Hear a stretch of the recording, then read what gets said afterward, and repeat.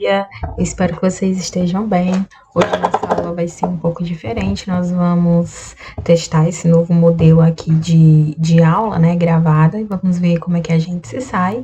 Hoje nós, então, vamos ter a nossa quarta aula e será sobre processos de compra e organização das informações sobre o comprador. Por que isso é importante dentro de um processo de gestão de vendas? Para que a gente compreenda de onde vêm as nossas informações e para onde essas informações irão. Quem é esse comprador, o que ele compra, como é que nós podemos comprar também, tá? Então, para iniciar, nós temos aí o processo de compra, né, organizacional e as informações sobre esse comprador que se dá entre os consumidores e entre os compradores organizacionais. Nós temos aqui, então, algumas variáveis, né, que são aí a quantidade de compradores, o valor da compra, a quantidade a ser comprada, o relacionamento entre empresa e cliente e os critérios de decisão de compra. Então, quando nós analisamos, a gente pode ver que os consumidores, que são os consumidores finais, e os compradores organizacionais, eles são muito diferentes uns dos outros. Primeiro, quando a gente trata da quantidade, né, desses compradores, os consumidores são muitos. Se a gente for pensar no varejo, vamos pensar então que consumidores como varejo e compradores organizacionais como atacado, nós temos muitas pessoas comprando, mas nós temos poucas empresas vendendo, se tratando da quantidade. Existem muitas empresas, sim, mas essas empresas ainda são poucas quando são comparadas aos consumidores finais. O valor da compra também se difere. Primeiro que os consumidores, eles têm um baixo valor de compra. Por mais que as pessoas gastem, elas não querem gastar como uma empresa. Então, os compradores organizacionais têm um alto valor de compra. Os consumidores, eles também têm baixa na quantidade de compra. Por mais que ele compre, novamente, ele não vai se comparar a uma empresa que, por sua vez, tem uma alta quantidade a ser comprada todos os meses ou por períodos determinados por ela mesma. Nós temos também o relacionamento entre empresa e cliente. Nos consumidores, por mais próximo que ainda seja, é distante. Já quando se trata de compradores organizacionais, é muito estreito esse laço. Sempre que eu tenho uma empresa que compra de mim, eu faço com que essa empresa esteja cada vez mais próxima, porque se ela sai, eu perco um cliente, como a gente viu aqui, são poucos clientes, tá? E os consumidores, eles têm critérios de decisão de compra muitas vezes racionais, mas muito mais vezes ainda emocionais, ou seja, as pessoas compram em momentos que eles estão emocionados por algum motivo, com raiva, com alegria, que eles precisam comemorar algo, ou que eles querem fazer algo diferente, ou seja, eles compram muito mais por emoção do que por razão, mas também compram por razão. Diferente dos compradores organizacionais, que eles são muito mais racionais. Uma empresa não vai comprar nunca na base do achismo, ela vai comprar porque realmente ela precisa, porque realmente ela quer e atendendo às suas expectativas, ou seja, ela tem todo um planejamento que muitas vezes o consumidor não tem, ele compra por querer realmente fazer isso e pronto. E aí a gente vai então para o mercado empresarial ou organizacional. O que é esse mercado, né? Por quem ele é formado? Então, esse mercado ele é formado por todos os tipos de organizações que compram produtos ou serviços que irão ser utilizados em seus processos produtivos. Como assim? Nós temos, então, uma empresa, né, que vai ter a necessidade de produzir alguma coisa, algum produto ou um serviço. Ela vai, então, comprar esse insumo.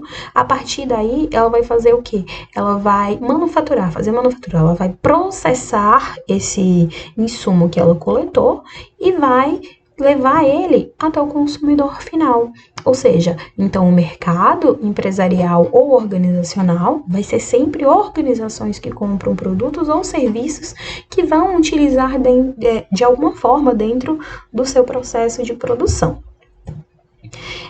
O nosso terceiro ponto aqui são as principais características de uma demanda. Então, nós temos 4 características principais. A primeira dela é a demanda geográfica, ou seja, eu tenho um local geograficamente falando, né, um ponto geográfico no globo que vai fazer com que eu adquira produtos que vão suprir a necessidade daquele meu consumidor, né? Ou seja, eu posso comprar e produzir sempre concentrado em um local. eu não preciso produzir para o mundo inteiro. Eu posso produzir de acordo com o meu público-alvo. Isso que a gente fala de demanda concentrada. O segundo ponto é a demanda derivada. Essa demanda pelo produto final. Ou seja, eu posso produzir mais ou menos de acordo com a demanda que está sendo feita, né, pelo meu produto final. E nós temos a demanda inelástica, que é a relação entre os percentuais de desconto e de compra.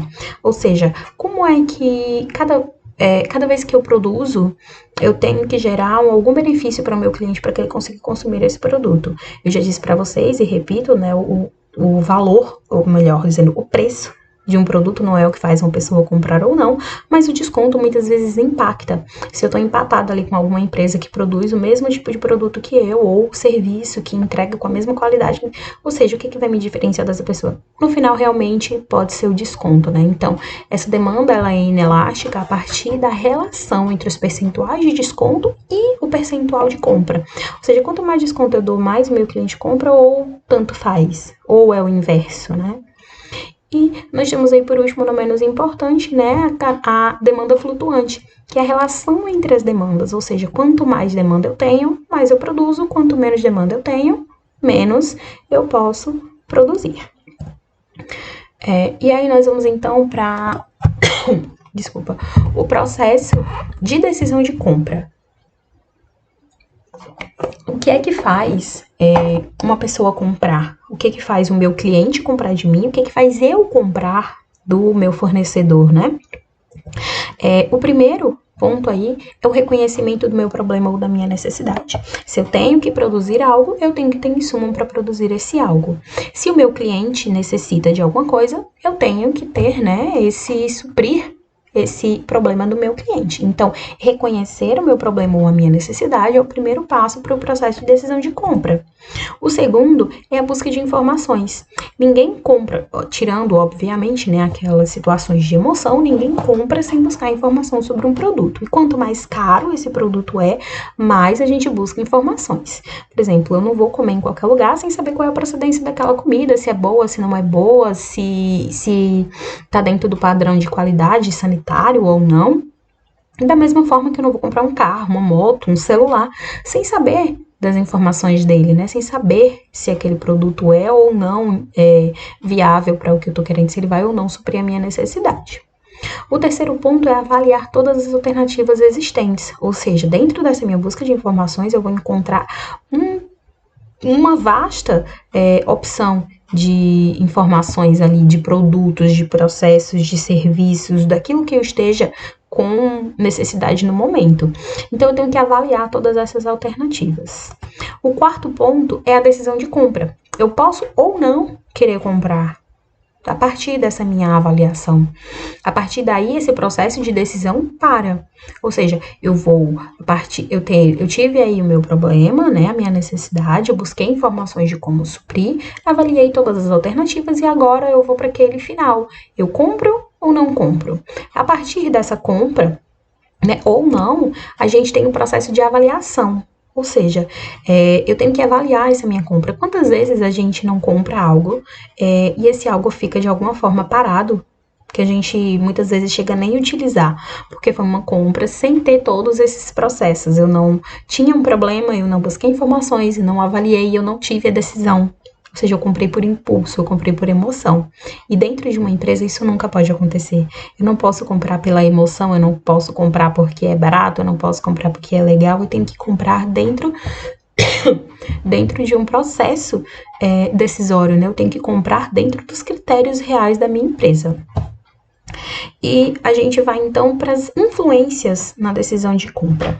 O que influencia a empresa ou o consumidor a comprar algo? O primeiro ponto são as influências públicas, são aquelas influências que vêm dos rádios, das televisões, do público em massa, da população em si, tá? O segundo são os pontos sociais. Hoje em dia as pessoas compram porque vê fulano usar, porque vê ciclano usar. Antigamente eram os artistas, né, de os jornais, mas hoje em dia não. Hoje em dia as pessoas ficam muito mais dentro das redes sociais do que dentro da televisão, do jornal televisionado, dentro do jornal escrito, revista, enfim. Então essas fontes sociais hoje em dia elas são muito, esses meios digitais que a gente fala, eles são muito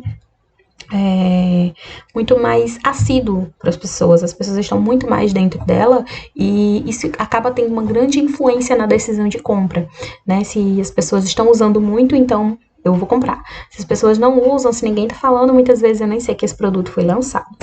O terceiro ponto aí são as decisões internas, são as influências internas que a gente tem, ou seja, é aquele que a gente viu lá no começo.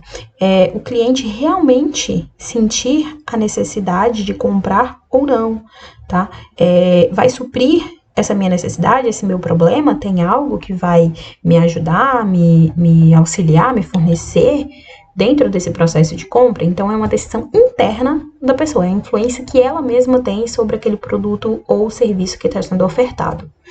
O quarto é o marketing direto, ou seja, a gente já viu e já foi até tema aí do Enem, né? Essa nova forma de vender, os algoritmos de venda. Ou seja, hoje em dia o Google trabalha muito isso de o meu celular está ligado e ele capta a minha voz e eu falo sobre um tênis da Adidas. E aí daqui a pouco eu entro nas minhas redes sociais, eu entro no YouTube, eu entro na internet e esses tênis da Adidas acabam aparecendo insistentemente para mim. O que isso quer dizer? Isso quer dizer que esse marketing hoje em dia trabalha de forma diferente. Né? Ele está muito mais assíduo. Quando eu faço uma pesquisa sobre alguma coisa, quando eu clico em uma propagandazinha no Instagram, essas coisas acabam aparecendo para mim muitas vezes. Por quê? Porque o algoritmo diz que eu tive alguma intenção em comprar aquilo. E o último aí, né, influenciador nessa decisão de compra é a experimentação, os reviews. Ou seja, eu compro porque as pessoas compraram, porque as pessoas experimentaram e disseram que é bom. Né? A influência que a gente tem das redes sociais, das mídias sociais, mas não da mídia em si, mas sim dos usuários delas, né? Então, a gente tem uma diferenciação aí entre o social e a experimentação, porque no social é só a divulgação dentro das mídias sociais, as propagandas. E no modo de experimentação, a gente já tem uma pessoa real que utilizou, que se agradou, que quis e que tá me repassando aí, então, essa experiência que ela teve, tá? Partindo então aí para quem são os participantes, né, de decisão de compra, quem são as pessoas que participam de uma compra organizacional dentro de uma empresa. Nós temos aí então 7 pessoas que estão diretamente ligadas. A primeira pessoa delas são os aprovadores, são aquelas pessoas que irão ou não aprovar o meu processo de compra, a minha ideia, o que eu levantei de necessidade. Lembra lá que eu tenho que levantar todas as alternativas, identifiquei o meu problema, busquei informações, levantei as alternativas. Essas pessoas irão ou não aprovar essas minhas decisões, tá? Nós temos aí os compradores, que são as pessoas que vão em busca desses clientes dos fornecedores que estão me vendendo esses produtos. Nós temos também os decisores, que mesmo que os aprovadores existam, não faz diferença entre os decisores. Eu estou aprovando a compra, mas quem decide realmente se vai ou não ser comprado são outras pessoas. Os gerentes, o gerente financeiro, o gerente de vendas, o diretor geral, enfim, as pessoas envolvidas no escalão da empresa. Nós temos os fiscais internos, que podem ser fiscais de contabilidade, fiscais de risco financeiro, o próprio setor de finanças, o setor de staff, que a gente já falou bastante sobre isso, são fiscais internos. Eles estão ali diretamente participando do processo de compra. Nós temos os indicadores, ou seja, vamos imaginar que dentro da minha empresa eu fabrico panelas, compro alumínio e aí eu compro alumínio de um determinado fornecedor e eu conseguia produzir com 100 kg de alumínio 200 panelas. E agora eu troquei de fornecedor e esses mesmos 100 kg de alumínio eu não consigo mais produzir 200, eu consigo produzir agora 180 panelas. Então, o que está acontecendo que faz com que agora eu precise comprar mais. Então, valeu a pena trocar? Esses indicadores vão me dizer isso. Se vale a pena ou não comprar, se vale a pena ou não trocar de fornecedor, se eu tenho que mudar o meu processo produtivo, enfim. São os indicadores que vão me dizer, indicadores que eu digo não são pessoas em si, mas são dados. São informações coletadas dentro da minha empresa que vão ou não me dizer que eu posso comprar determinado insumo para dentro da minha organização. Nós temos também os influenciadores, né? Como a gente tem os influenciadores digitais, vamos imaginar que dentro da empresa a gente também tem. Quem faz isso muitas vezes também é o setor de staff, ele participa ali dos fiscais e também dos influenciadores. Eles pesquisam, eles vão em busca. Dentro desses influenciadores a gente tem muito interligado o pessoal de P&D, que é de pesquisa e desenvolvimento de uma empresa. Ou seja, ele vai avaliar novos produtos, novos meios, novos métodos, novas formas e vai influenciar diretamente dentro do meu processo de compra. E nós temos os usuários, né? Que são aquelas pessoas que vão consumir o meu produto. Ou seja, se a pessoa está me dizendo que aquela panela que eu produzia antes, né, 200 panelas, eram mais frágeis do que as 180 que eu estou produzindo agora, então realmente pode não ter sido uma má troca. Né? Se o meu consumidor final está mais satisfeito, eu posso até gastar mais, mas eu vou repassar esse valor, né, essa porcentagem aí que foi sofrida dentro do meu processo produtivo para o meu usuário final, mas ele está tão contente com o produto que agregou valor a ele. Então, ele não vai pagar mais caro, ele vai pagar o valor que o meu produto merece. E aí, nós passamos, então, para as influências. Quem são? Como é que a gente faz essas? Quem é que influencia diretamente num processo de compra? Primeiro ponto que a gente tem são as influências organizacionais. A estratégia, a missão, a visão, os valores da empresa. Isso vai fazer com que ela seja influenciada diretamente. Vamos imaginar que eu produzo algo, mas eu não quero que a minha empresa tenha nenhum tipo de impacto ambiental, porque não faz parte da minha missão, não faz parte da minha visão, não faz parte dos meus valores. Então, se eu vou comprar de alguma empresa, por exemplo, que testa algo em animais, eu posso não mais querer comprar dessa empresa porque ela foge dos meus princípios, ela foge dos meus valores. Nós temos aí as influências individuais, né, da própria empresa, a idade, a formação, o estilo gerencial, como é que as pessoas querem atuar dentro dela, a forma com a qual a empresa se enxerga. Isso também faz parte da individualidade de cada empresa e faz com que ela tenha influência positiva ou negativa na hora de alguma compra. E nós temos os fatores ambientais, né? Essas influências ambientais macro e micro. Hoje em dia, pensando aí nesse período que a gente está vivendo de Covid, né? Essas influências ambientais, elas estão muito fortes.